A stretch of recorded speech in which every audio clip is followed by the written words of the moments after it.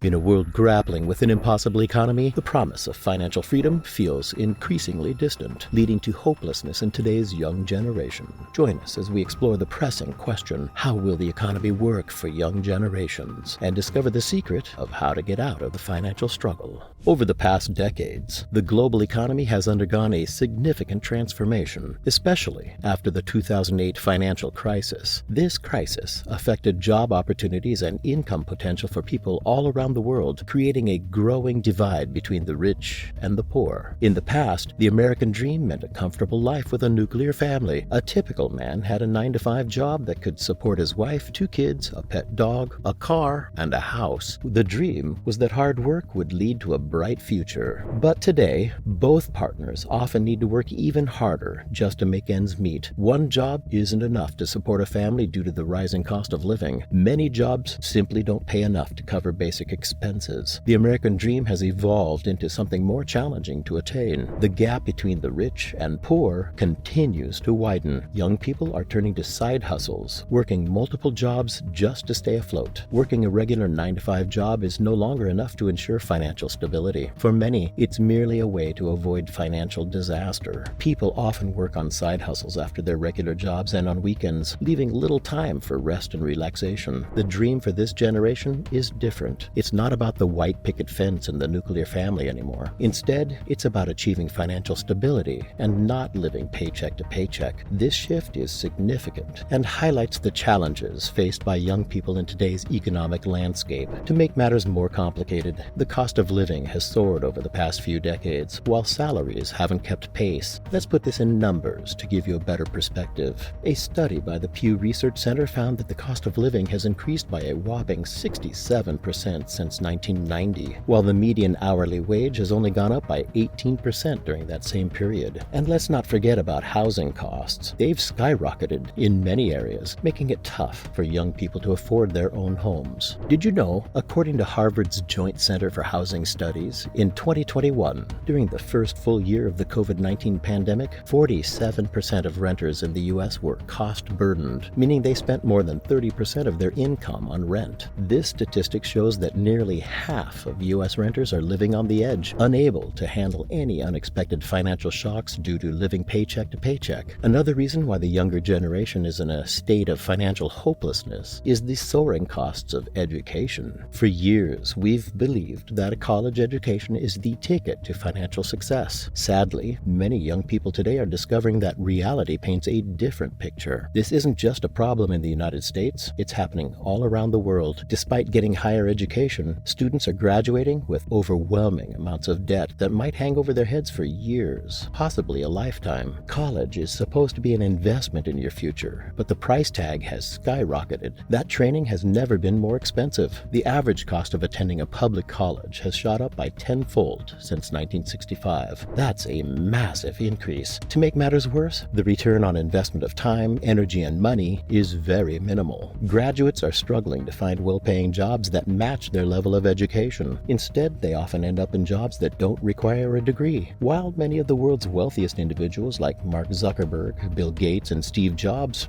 didn't even finish college, they dropped out and went on to achieve great success. This raises a big question. Is getting a degree still worth the financial burden? According to a report by the College Board in 2022, the average cost of tuition fees was around $10,560 for in-state public colleges and a staggering $37,650 for private colleges. That means the average borrower owes over $37,000 before even landing a job. This has left many young people feeling disillusioned, wondering if all their hard work and financial sacrifice were in vain, and if getting an education is a way to get them trapped in a rat race. The pressure to succeed in today's world can be overwhelming, and even with education, the promise of financial stability is no longer guaranteed. This is a far cry from the way our parents' generation experienced life decades ago. But don't get us wrong, education can still provide valuable skills and knowledge applicable to various aspects of life. It's essential to recognize that a degree alone isn't a guarantee of financial success anymore, not in this day and age. Adding to the aura of hopelessness is the recent boom of social media millionaires. Have you ever found yourself scrolling through Instagram, watching your friends, influencers, or even cousins living a life of luxury while you feel stuck in the same place? place? It's a common experience for many young people today. We see a fortunate few sharing photos and videos of their lavish homes, expensive cars, and extravagant vacations, often thanks to a business they've created or some investment they made, like buying Bitcoin years ago. Meanwhile, we struggle just to make ends meet. Adding to our frustration,